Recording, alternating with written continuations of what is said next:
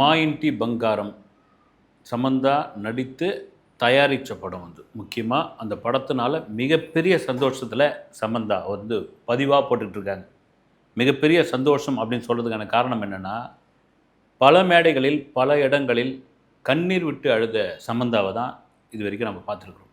ஒரு ஒரு பெண்ணிற்கு எந்த மாதிரியான ஒரு வேதனைகள்லாம் வரக்கூடாது, ஒரு பெண்ணிற்கு எந்த மாதிரியான துன்பங்கள் வரக்கூடாது, அதை தாண்டி அந்த பெண் எப்படி அந்த துறையில் ஜெயிச்சிருக்கிறா அப்படின்றதுக்கு மிக சரியான உதாரணம் சமந்தா தான். இப்போ மா இன்டி பங்காரம் அதான் தமிழில் எங்கள் தங்கம்னு ரீமேக் ஆச்சு. ரீமேக் ஆகலை, டப்பிங் ஆச்சு. அந்த படம் சரியாக போகலை இங்கே எதிர்பார்த்த அளவுக்கு. தெலுங்கில் சூப்பர் ஹிட்டு. இதில் முக்கியமான ஒரு விஷயம் என்னென்னா, தன்னுடைய கணவர் ராஜ் நித்திமோர் அவருடைய சேர்ந்து இந்த படத்தை தயாரிச்சிருக்காங்க. அந்த படம் என்னென்னா 100 கோடி ரூபாய் வசூல் பண்ணியிருக்குது. எவ்வளோ பெரிய விஷயம் பாருங்கள். ரிஸ்க் எடுக்கிற ஒரு விஷயந்தான். ஏன்னா சமந்தாவுடைய இத்தனை கால உழைப்பு, இத்தனை கால சேமிப்பு இருக்கு இல்லைங்களா, அதை ஒட்டு மொத்தமாக இந்த படத்தில் அவங்க வந்து முதலீடு பண்ணி எடுத்திருக்காங்க. ரிஸ்க் எடுத்து பார்த்துடலாம் அப்படின்னு. என்னதான் நடக்குது பார்த்துடலாம், ஒரு கதை மேலே நம்பிக்கை. இதெல்லாம் மீறி சமந்தா கடந்து வந்த அந்த பாதை இருக்குல்ல, அது ரொம்ப ரொம்ப கடினமான பாதை வந்து. அதுவும் சினிமாவில் ஒரு நடிகையாக எந்தவித சினிமா பின்புலமும் இல்லாமல் ஜெயிப்பது மிக மிக கஷ்டம். அதை மீறி ஒரு சினிமா நடிகை தோத்துட்டா, அல்லது வந்து அவளை வந்து காயப்படுத்தி கீழே இறக்கிட்டாங்க அப்படின்னா, அதை மீண்டு வர்றது மிகப்பெரிய கஷ்டம். மிகப்பெரிய கஷ்டம். ஏன்னா இன்றைக்கி சமந்தா மேலே 1000 விமர்சனங்கள், 1000 விமர்சனங்களை தாண்டி ஒரு தயாரிப்பாளராக இன்றைக்கி ஜெயிச்சிருக்கிறதுக்கான காரணம் என்னென்னா, அந்த தன்னம்பிக்கையும் விடாமுயற்சி தான். மிக முக்கியமான ஒரு விஷயம், தசை அழற்சி நோய். இந்த தசை அழற்சி நோயினால் கடுமையான வேதனைகள் பட்ட சமந்தா அந்த நேரத்தில் ஒவ்வொரு போஸ்ட்டாக போட்டு போட்டு போட்டு போட்டு ஏன்னா அந்த மசில்ஸில் எங்கேருந்து பெயின் வரும், எதுக்காக பெயின் வரும்னே தெரியாது. ஒரு வீடியோ சமந்தா போட்டிருப்பாங்க, நான் தொடர்ச்சியாக வாழலாமா வேணாமான்ற ஒரு மனநிலை கூட வந்தபொழுது, வாழ்ந்தே காட்டுவோம் இந்த உலகத்தில், வேற என்ன வைராகியம் தாங்க மனுஷனை வந்து எங்கேயோ கொண்டு போகும். ஏன்னா எல்லாரும் தோல்வி, வாழ முடியுமா, இதுக்கப்புறம் என்ன இருக்குது அப்படிலாம் முடிவு பண்ணிட்டே முடியாது. நாம் அங்கேருந்து பார்த்துறோம், ஒரு சினிமா நடிகை தானே, அவங்களுக்கு என்ன BMW காரில் வராங்க, ஆடி காரில் வராங்க, அவங்களுக்கு என்ன வந்து நினச்சா வந்து ஐடிசி சோழாவிலையும் லீலா பேலஸ்லையும் போய் சாப்பிட்றாங்க, இவங்களுக்கு என்ன அப்படின்னு நம்ம நினச்சிடும். அதுக்கு பின்னால் இருக்கிற வலி இருக்கு இல்லைங்களா, அது ரொம்ப ரொம்ப ரொம்ப கொடுமையான ஒரு விஷயம். ஏன்டா நாங்கள் நடிகையாக பிறந்தோம், ஏன்டா நாங்கள் நடிக்க வந்தோம்னு என்னிடமே சில நடிகைகள்லாம் பர்சனலாக சொன்னது உண்டு. நான் வந்து மீடியாவில் பேசுனது கிடையாது, எழுதுனது கிடையாது. அந்தளவுக்கு அதுக்கு பின்னாடி அவ்வளோ பெரிய விலைகள்லாம் கொடுத்துருக்காங்க வந்து. அதே போல் தான் சம்பந்தா ஒரு சாதாரண ஒரு பல்லாவரத்து பெண்ணாக, ஒரு நடுத்தர குடும்பத்தை சேர்ந்த ஒரு பெண்ணாக தன் வாழ்க்கையை ஆரம்பித்து மாடலிங்குள்ளே வந்து, மாடலிங்க்கு அப்புறம் பார்த்திங்கன்னா இந்த வரவேற்பு பெண், அந்த கல்யாண மண்டபம் பூஜையெல்லாம் பார்த்திங்கன்னா இந்த பன்னீர் தெளிக்கிறது உண்மையாங்க, அது ஒன்றும் தவறே கிடையாது. சம்பந்தாவே சொல்லியிருக்குங்க, அப்படி ஒரு வாழ்க்கையை ஆரம்பித்து எப்படியாவது சினிமாவில் ஜெயிக்கணும் அப்படின்னு போராடி, எனக்கு நல்லா ஞாபகம் இருக்குது. இன்றைக்கி கூட சென்னை அசோக் நகர் அங்கே தான் இருந்தது ஆஸ்கார் ஃபிலிம்ஸ் ஆஃபீஸ், இன்னும் இருக்குது. இப்போ பட தயாரிப்பு அவங்க நிறுத்தி வச்சுருக்காங்க. ஒரு காலத்தில் ஜேன்னு இருந்த இது வானத்தை போல், அந்நியன், தசாவதாரம், அந்த ஆஃபீஸே எப்போ பார்த்தாலும் கூட்டமாக இருக்கும். அசோக் பில்லர் பக்கத்துலேயே அங்கே வந்து ஒரு சேரில் வந்து ஒரு ஸ்டூலில் வந்து உட்காந்துருக்கும். நான் பார்த்து தெரியும், யாரோ ஒரு மாடலிங், யாரோ ஒரு நடிகை அப்படின்னு மட்டும் தெரியும். வாய்ப்புக்காக உட்காந்து மாஸ்கோவின் கவரன் இந்த படம் சரியாக ஓடலை. அதை விட கொடுமையான ஒரு விஷயம் வந்து, இது நிறைய பேருக்கு தெரிஞ்சிருக்கலாம், மணிரத்னம் படத்தில் கமிட் ஆகி, மெட்ராஸ் டாக்கீஸ் படத்தில் கமிட் ஆகி ஒரு 10 நாள் ஷூட்டிங் நடந்து அப்புறமா எடுத்தது வரைக்கும் பார்த்த பொழுது, இல்லைங்க உங்கள் ஸ்கின் சரியில்லை அப்படின்னு ஒரு நடிகர் ரிஜெக்ட் பண்ணுறாங்கன்னா எப்படியாப்பட்ட ஒரு விஷயமா இருக்கும். நீங்கள் ஒரு சாதாரண கம்பெனி ஏதோ ஒரு இதுன்னா கூட ஊர் பூரா சொல்லியிருப்பாங்கல்ல, அந்த மாதிரி. அப்போ அந்த சமயத்தில் இந்த மாதிரி சோஷியல் மீடியாலாம் கிடையாது வந்து. சமந்தா ஊர் பூரா சொல்லி, நான் மணிசார் படத்தில் நடிக்கிறேன், மெட்ராஸ் டாக்கீஸில் நடிக்கிறேன், மணிசார் படத்தில் நடிக்கிறேன் சொல்லி சொல்லி சொல்லி அந்த படத்தில் நீங்கள் ரிஜெக்ட்னா, மற்ற யாராவது ஒரு பெண்ணாக இருந்தால் போயா நீயாவதும் சினிமாவது தூக்கி போட்டு போயின்னு இருக்கலாம். இந்த சினிமாவில் ஜெயிச்சிருவோம், ஜெயிச்சே காட்டுவோம் அப்படின்னு. இப்போ கூட பார்த்தீங்கன்னா இதயம் முரளி படத்துக்கான ப்ரொமோஷனில் அதர்வா நிறைய சேனலுக்கெலாம் பேட்டி கொடுத்துருந்தார். நான் கூட அவருடைய முதல் பட கதாநாயகி மானா காத்தாடி படத்தினுடைய கதாநாயகி சமந்தாவை பற்றி எதுவும் பேசலையே அப்படின்போது ஒரு சேனலில் ஒரு தம்பி கேட்டாப்புல கேள்வியாக. சந்தோஷமாக இருந்தது. இல்லை எப்போவுமே அவங்க மேலே எனக்கு ஒரு சாஃப்ட் கார்னர் இருக்கும், அவங்க மேலே ஒரு தனி இது இருக்கும். சம்மந்தம் இல்லை. ஏன்னா என்னுடைய முதல் படத்தினுடைய கதாநாயகி. நான் என்ன தான் முரளி அவர்களுடைய பையனாக இருந்தால் கூட முதல் படத்தில் நடிக்கிறதுக்கு சம்மதிக்கணும் இல்லை. அப்படி வந்து நடித்தவங்க அவங்களுடைய அந்த நடிப்பெலாம் நான் தனியாக பார்த்துருக்கேன். எப்பயாவது எங்கேயாவது ஒரு ஃபங்க்ஷனில் மீட் பண்ணால் பேசிப்போம். மற்றபடி எந்த இதுவும் கிடையாது. அவங்களுடைய பர்சனல் லைஃப்பில் அவ்வளோ போராடி அந்த இடத்த பிடிச்சது எனக்கு பெரிய ஆச்சரியம். ஒரு பெண்ணாக அவங்க சாதிச்சிட்டாங்க அப்படின்னு. ஏன்னா தமிழில் ஒரு கட்டத்தில் ராசி இல்லாத நடிகை அப்படின்னு அவங்கள வந்து அப்படியே மாற்றி விட்றாங்க. தெலுங்கில் போகிறாங்க. தெலுங்கில் போய் இட்டு அங்கே ராசியான நடிகை மாறுறாங்க. அங்கே நாகசைத்தன்யாவுக்கும் அவங்களுக்கும் அந்த லவ் நடக்குது. அது தெரியும், ஒரு கல்யாணம். ஏன்னா நாகார்ஜுனா ஃபேமிலி, நாகேஸ்வரா ஃபேமிலி அப்படின்னா அது ஒரு பெத்த ஃபேமிலி. இன்றைக்கி கிட்டத்தட்ட 10,000 கோடி சொத்துள்ள ஒரு நபர் வந்து நாகார்ஜுனா. 10,000 கோடினா பார்த்துங்க. அவ்வளோ ஃபேக்ட்ரி, அவ்வளோ நிறுவனத்தில் இன்வெஸ்ட்மெண்ட்டு. அன்னபூர்ணா ஸ்டுடியோன்னு அவ்வளோ பெரிய ஸ்டுடியோ ஹைதராபாத்தில் இருக்குது. பட தயாரிப்பு. 10,000 கோடி சொத்து உள்ள அந்த கோட்டீஸ்வரம் வீட்டில் ஒரு சாதாரண நடுத்தர குடும்பத்தை சேர்ந்த பல்லாவரத்தை சேர்ந்த ஒரு பெண்ணு மருமகளை போகிறான்னா எப்படியாப்பட்ட ஒரு மனநிலை இருக்கும். இன்னும் அவங்க சிங்கமா புலியா பூதமானா கூட ஸ்டேட்டஸ் ஒன்று இருக்குது இல்லைங்க. ஸ்டேட்டஸ் தாங்க அது. நீங்கள் எங்கே இருந்தாலும் ஸ்டேட்டஸ். பணத்தோடு தான் சேருன்னுவாங்க.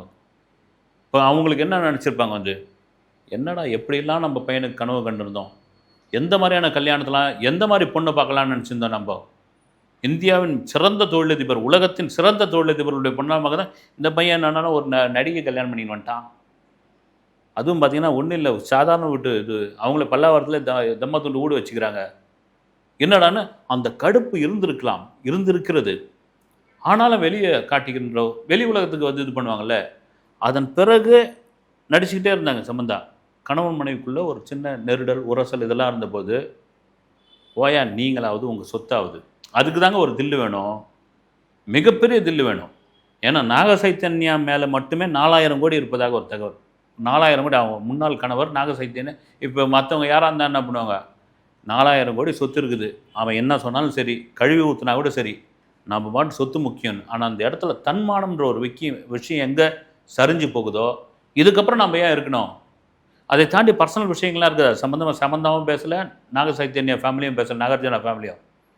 ஆனால் அந்த சமயத்தில் ஊடகங்கள், தெலுங்கு ஊடகங்களில் மிக பிரபலமாக பேசப்பட்ட விஷயம் என்னென்னா, இந்த டைவர்ஸையே திட்டமிட்டு சமந்தா வந்து முடிவு பண்ணுது.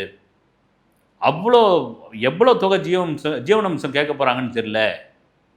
அதுக்காக பெரிய அளவில் ஆட்டையை போடுறதுக்காக தான் இந்த நடிகை வந்து இந்த மாதிரியான வேலை.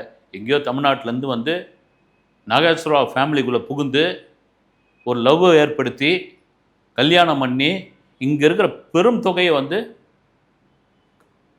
பெறறதுக்காக, அடிக்கிறதுக்காக இந்த வேலைன்னு இந்த நியூஸ்லாம் கேட்டு படித்து உங்கள் பைசா ஒத்த பைசா எனக்கு வேணாயா, ஜீவனம்சமா நீ போயா அப்படின்னு கோர்ட்டில் எழுதி கொடுக்குறதுக்கு ஒரு பெரிய தில்லு வேணுங்க.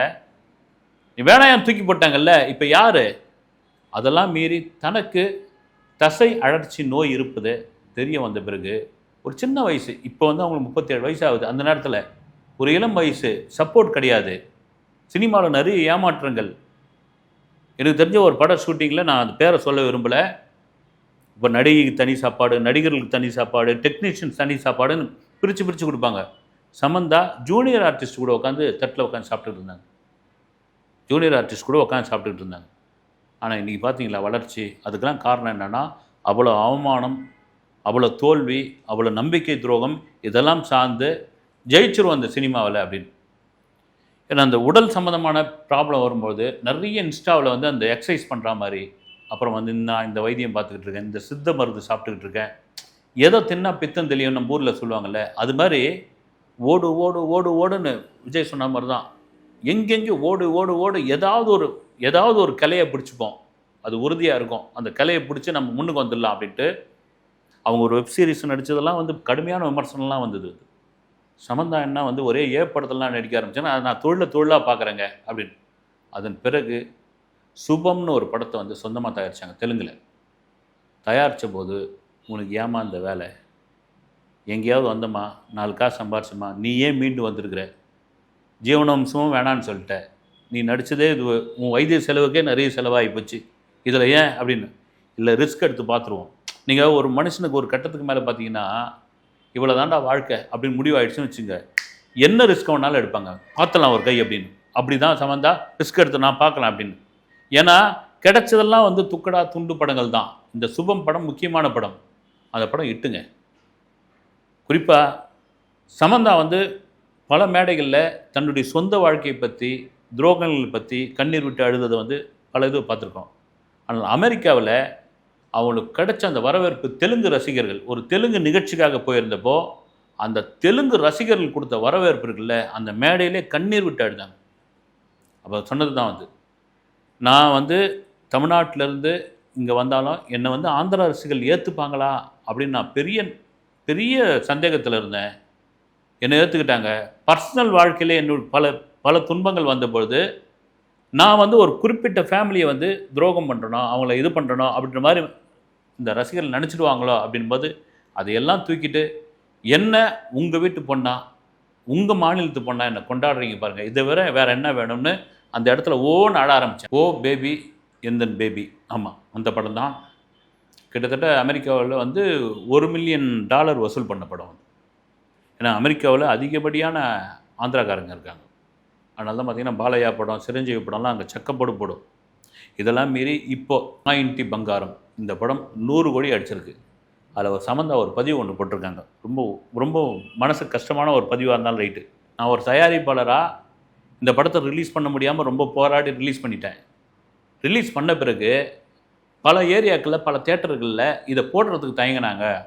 அப்போது ஒரு சிங்கிள் ஸ்க்ரீன்ஸ், ஒரு பிஎன்சி சென்டரு, நான் பேசலை, அந்த தியேட்டர் ஓனர்கிட்ட என் தோழியை விட்டு, என் ஃப்ரெண்டை விட்டு பேச சொன்னேன். இது மாதிரி சமந்தா படம், அது என்னென்னு. அம்மா, அந்த நடிகை வந்து கிளாமர் ஆர்டிஸ்ட்டாக தான் ரசிகர் பார்த்துக்கிட்டு இருக்காங்க.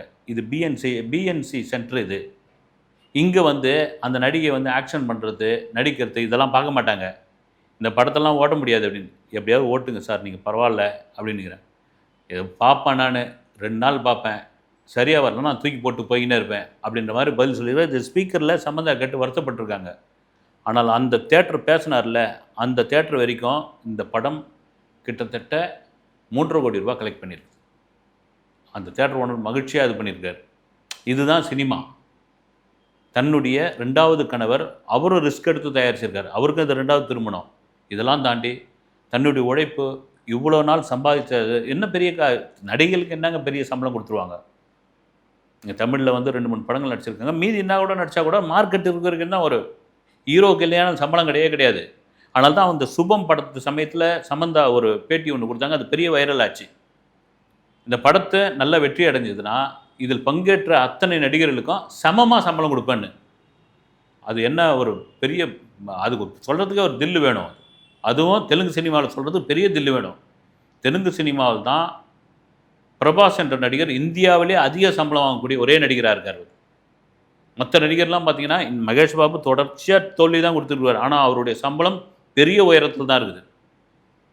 அப்படியேப்பட்ட இடத்துல நான் ஒரு படம் தயாரிச்சிருக்கிறேன், இந்த படம் நல்லா ஓடிச்சுன்னா அதில் நடித்தவங்களுக்கு ஒரே மாதிரி, ஒரே யூனிஃபார்மாக, ஒரே மாதிரினா என்ன, ஹீரோவுக்கு என்ன சம்பளமோ அதே தான் வந்து சாதாரண ஒரு ரோல் பண்ணார் பாருங்கள் அவருக்கும். இப்படி பிரித்து ஈவனாக கொடுப்பேன்னு சொன்னபோது அங்குள்ள ரசிகர்லாம் கொண்டாடிட்டாங்க. ஆந்திரா சினிமா கொஞ்சம் சலசலப்பு ஏற்பட்டது. வேணாம், வச்சுக்குவானா இந்த பொண்ணுக்கிட்ட அப்படின்னு.